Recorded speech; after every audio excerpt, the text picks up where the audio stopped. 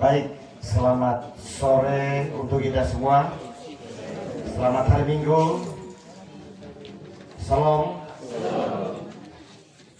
Yang sama kita bahagiakan kedua anak, adik, teman, sahabat kita, saudara kekasih kita yang punya nama lengkap Vicky Simon Kasih SH bersama dengan istrinya Marlin Ebati Sisilia Nenohai SPD Enhung, keluarga besar Kase Vita Lakapu, juga keluarga besar Nenohai, Karso dan Hakif. Yang kami hormati Bapak Pendeta Yosafati Amanu MSI, juga Ibu Pendeta Albertina Tapatafu STH, serta Ibu Pendeta Agnes Konsereda Paroka STH, Bapak Mama, kakak ibu saudara, undangan sekalian yang kami kasihi. Tanggal 6 September 2024 bertempat di Gereja Ebenezer Tarus Barat, kedua anak adik saudara kekasih kita, Vicky dan Lia, telah menerima peneguhan sakramen pernikahan. Dan sore hari ini kita sekalian, mungkin saat itu tanggal 6 banyak yang tidak hadir karena memang dengan berbagai kesibukan kita masing-masing. Dan sore hari ini Bapak Christian Kase dan Mama Veronica Giluvitak, juga kakak Vicky dan kakak Lia mengundang kita sekalian untuk sekali lagi mengucap syukur kepada Tuhan atas rahmat pernikahan yang telah diterima kepada kedua anak kekasih kita, kakak Vicky dan kakak Lia. Untuk itu ibadat syukur sore hari ini akan dipimpin oleh Ketua Majelis Jemaat Eva Tasoe. Untuk itu dengan penuh hormat kami berikan waktu kepada Bapak Pendeta Yosafati Amanu MSI.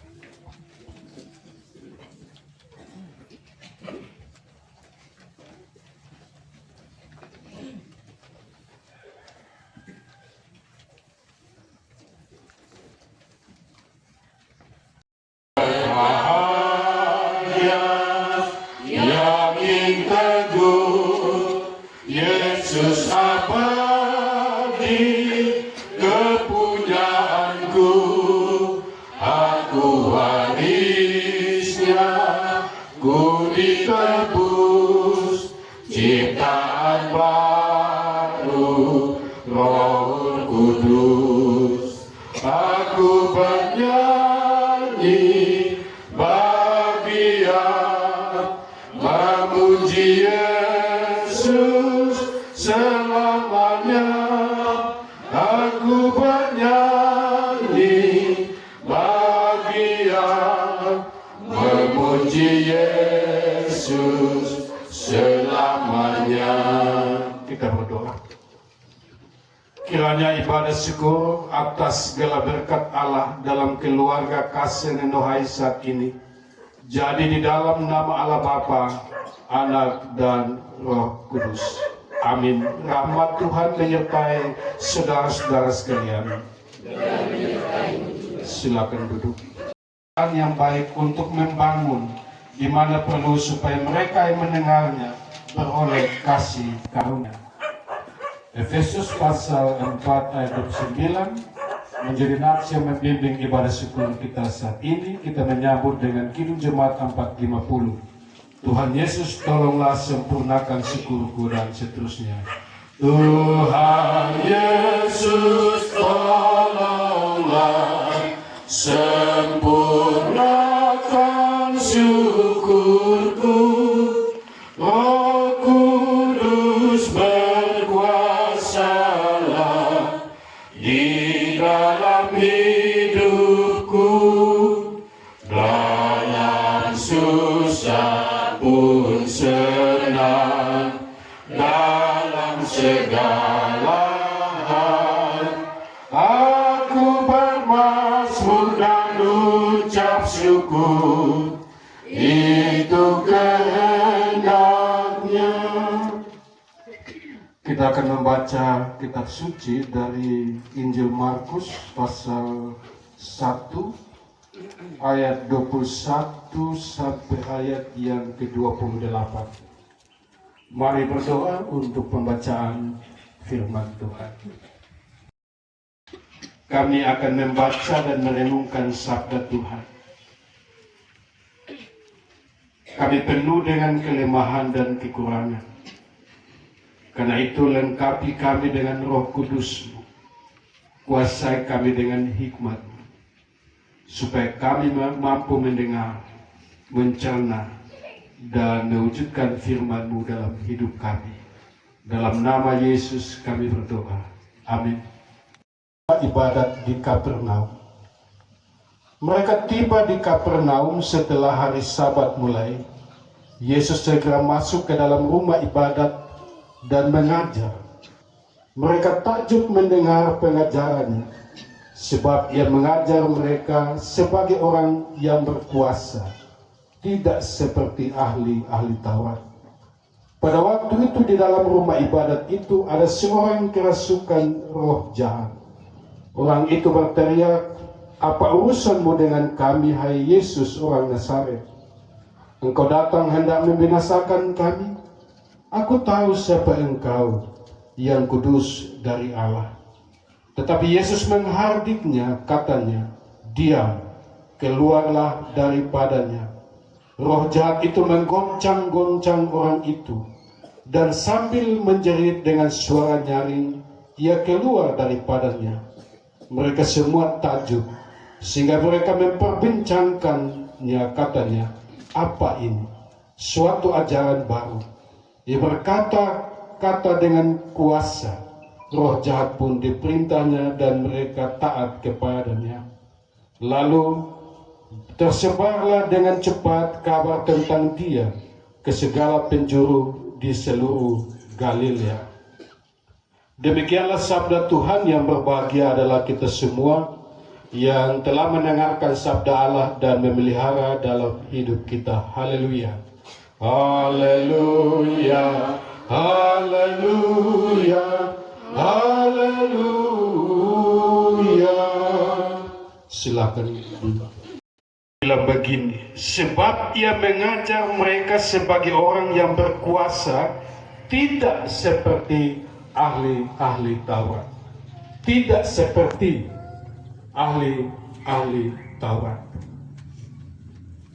Ini menunjukkan bagaimana perbedaan pengajaran Yesus dengan ahli-ahli Taurat. Ada sesuatu yang spesial, ada sesuatu yang unik pada pengajaran Yesus dibandingkan dengan ahli-ahli Taurat. Karena itu penulis Markus bilang tidak seperti ahli-ahli Taurat. Penting, kekasan itu penting untuk bisa membedakan yang satu terhadap yang lain. Kalau itu yang terjadi pada Yesus, Yesus mampu membedakan dirinya dengan orang lain lewat pengajarannya. Maka ini juga menjadi panggilan bagi kita sebagai pribadi maupun sebagai rumah tangga, harus menunjukkan sesuatu yang berbeda, sesuatu yang unik, sesuatu yang menunjukkan ciri khas bahwa itu adalah rumah tangga Kristen. Dikatakan dan apa yang dilakukan, orang dapat menilai siapa sebenarnya kita. Tidak seperti di bacaan kita menunjukkan ada tempat yang namanya Kapernaum dan tempat ibadah. Nama-nama tempat ini menandaskan bahwa di mana saja kita berada, apapun situasinya, kita harus menunjukkan pribadi yang khas, warna yang khas, yang berbeda dengan orang lain. Tempat di mana kita berada haruslah menjadi arena pembuktian diri bahwa kita berbeda. Kalau Om Fek takut akan Tuhan tuh, tapi setelah menikah lebih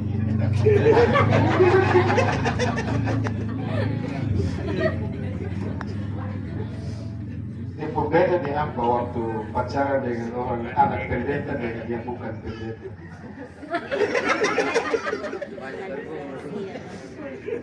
Banyak nasihat kok. Ya, banyak nasihat. Oh, ibu yang banyak nasihat. Iya. Yang unik apa dari ibu? Yang khas. Mau gimana harus ajak untuk berdoa Bapak. Oh, terus pulang Udah juga berdoa. siapa yang doa? Mengganti Pak.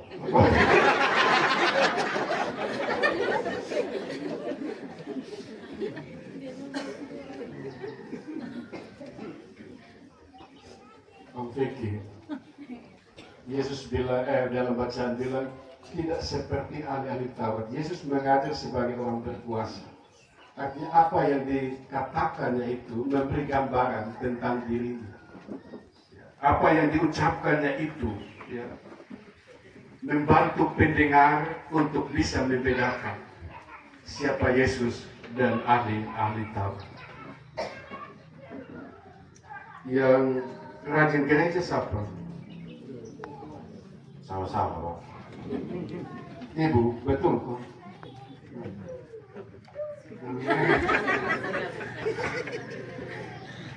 Om Vicky, bukan sekedar nikah dengan anak pendeta, tapi tanggung jawab saudara untuk menunjukkan sesuatu yang unik, yang khas, tidak seperti rumah tangga yang lain, ya, tidak seperti rumah tangga yang lain.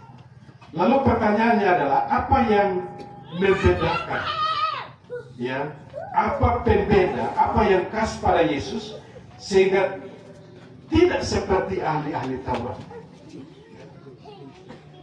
Jawabannya adalah pengajaran. Tapi pengajaran model apa? Pengajaran macam apa yang membedakan Yesus sehingga tidak seperti ahli-ahli Taurat? Orang itu takjub di dalam bacaan bilang begitu. Apa yang keluar dari mulut Yesus itu terasa. Apa yang keluar dari mulut Yesus itu memberi kesan bagi pendengar. Isi pengajaran Yesus itu menggugah dan mampu mempengaruhi pikiran dan sikap pendengar, tapi mampu mempengaruhi konsumen. Jadi ketika Yesus mengajar, banyak orang terkesima, orang takjub, banyak orang tidak bosan mendengar apa yang disampaikan oleh Yesus. Apa yang disampaikan oleh Yesus tidak membuat orang stres.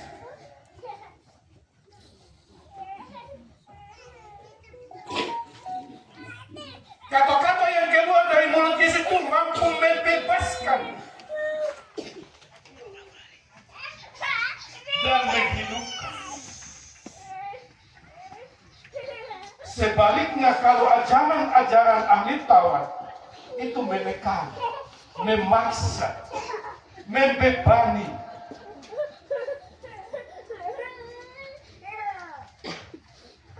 Dalam rumah tangga itu ada dua jenis orang. Apa? Bangun pagi.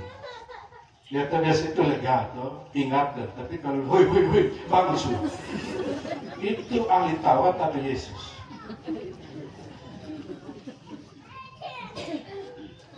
Siap makan ke belum? Sudah di atas meja, silakan dimakan. Kalau garamnya kurang, kasih tahu mama. Itu melegakan, toh. Tapi kalau dia bilang begini, sudah siap makan, dia kok cek ya. Itu membebani atau melegakan? Maka kota cek ya baru mati, terus mati baru menangis. Bapak kenapa mati, kas tinggal beta masih anak, masih kecil. Dulu bet masih hidup perusahaan omong. Bangun. Harus memberi inspirasi bagi orang yang mendengar. Memang saya tahu ibu-ibu di rumah itu banyak kerja, banyak berpikir. Jadi saya bedakan ibu-ibu tuh dopung cara berpikir itu ke supermi. Dia tak putar, tak feo, sambil tak feo sini. Tapi baru dia mulut itu toto. Tapi ya, cerewetnya perempuan adalah khutbah tak berirama untuk mengingatkan dan mendisiplinkan laki-laki. Amin kok. Khutbah tak berirama.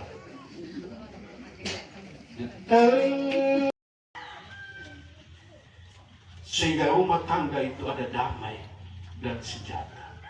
Banyak orang yang tidak mau pulang rumah karena di rumah itu ke neraka. Dia lebih tenang, lebih senang dulu dengan kawan sampai malam pulang langsung naik tidur. Saya mau lihat satu buku.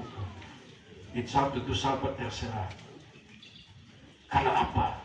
Rumah ya seperti ahli-ahli Taurat bekerja. Bikin aturan, piring di sini, sendok di sini, pisau di sini, lu kas pindah lu habis. Banyak aturan. Semakin banyak aturan di dalam kehidupan rumah tangga akan melahirkan orang-orang munafik.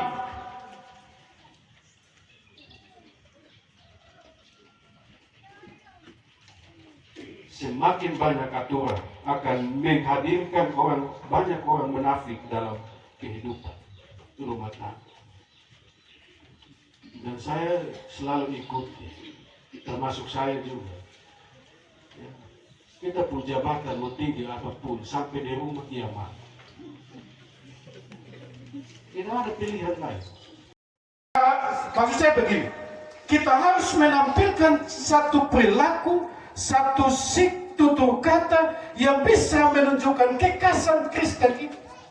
Tidak seperti ahli-ahli Taurat. Semakin banyak aturan, melahirkan banyak orang-orang munafik dalam hidup rumah tangga. Dan kita tidak mau ada orang munafik.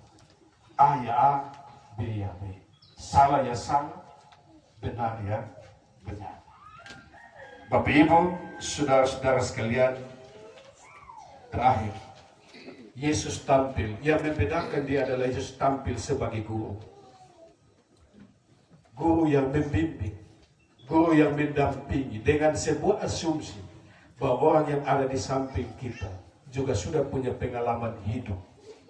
Dia sudah punya sejumlah keunikan dalam hidupnya. Karena itu kita tidak bisa memangkas dengan aturan-aturan yang kita buat sendiri. Tuhan memberkati Om Vicky, Tante Lia, Tante Koom, dalam menjalani rumah tangga. Amin. Bapak Ibu, kita akan masuk dalam persembahan. Boleh berlangsung dengan baik, dan hari ini adalah ucapan syukur karena Tuhan telah menunjukkan kebaikan. Kami akan memberi persembahan keluarga Pastor Nuhain dan kami semua untuk menyatakan rasa syukur Yesus kami berdoa. Amin. NKB 133. Syukur padamu ya Allah atas segala rahmat-Mu dan seterusnya. Syukur atas kecukupan dari kasih-Mu penuh.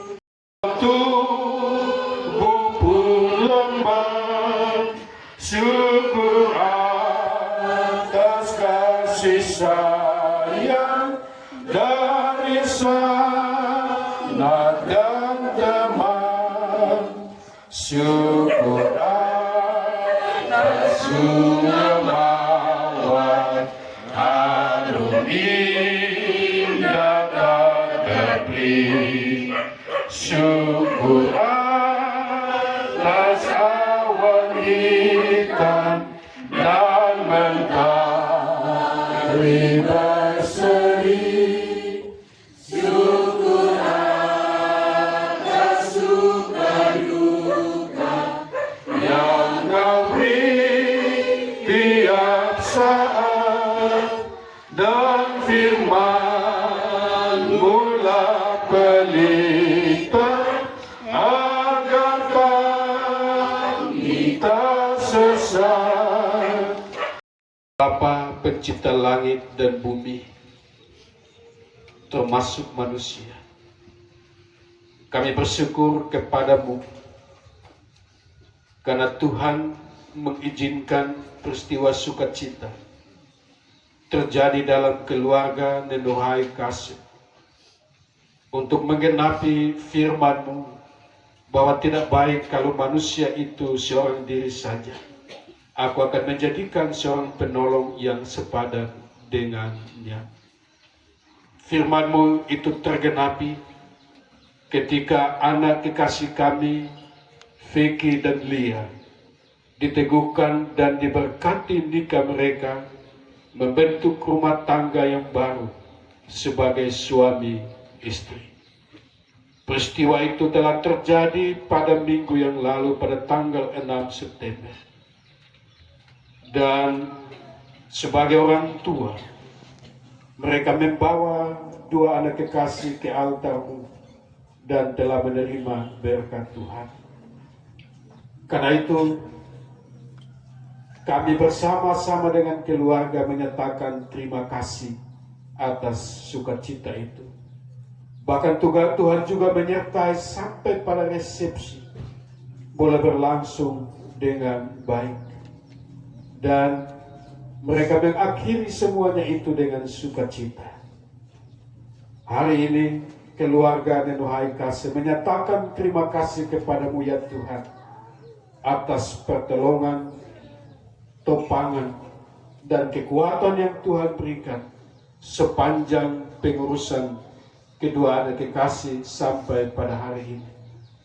Bapa di surga, selanjutnya kami serahkan perjalanan rumah tangga yang baru ini, Vicky dan Lia.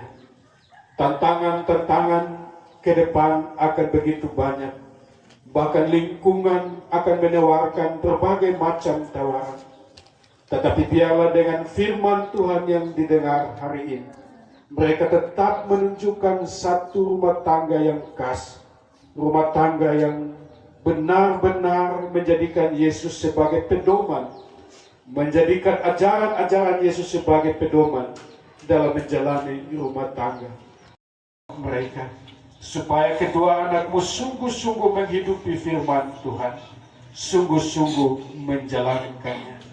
Dunia di mana mereka berada menjadi tempat pembuktian akan segala kasih dan anugerah Allah, pembuktian akan kasih Kristus yang telah berlangsung dalam kehidupan mereka. Tolonglah, karena anak-anak-Mu penuh dengan kelemahan dan kekurangan.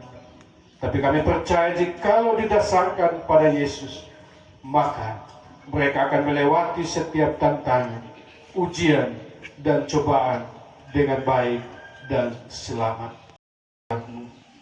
Engkau memberkati pekerjaan-pekerjaan yang mereka tunaikan. Biarlah rahmat Tuhan selalu hadir dalam rumah tangga ini, supaya mereka cukup makan dan minum. Bahkan mereka bisa memenuhi kebutuhan hidup dan keluarga di hari-hari mendatang. Kami berdoa, karuniakanlah berkat-berkat terbaik bagi mereka. Doa-doa orang tua untuk rumah tangga ini, Tuhan berikan telinga pengasihan-Mu, dengarkanlah doa mereka. Dalam nama Yesus kami berdoa. Amin.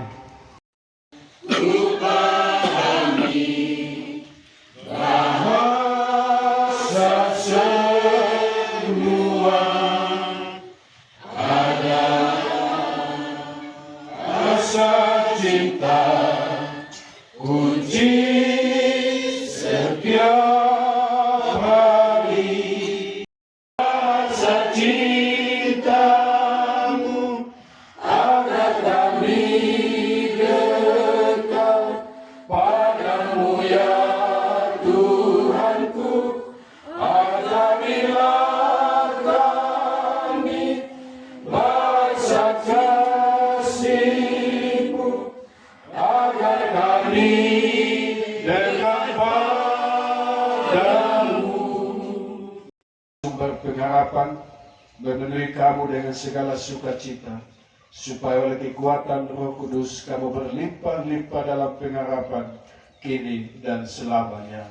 Amin.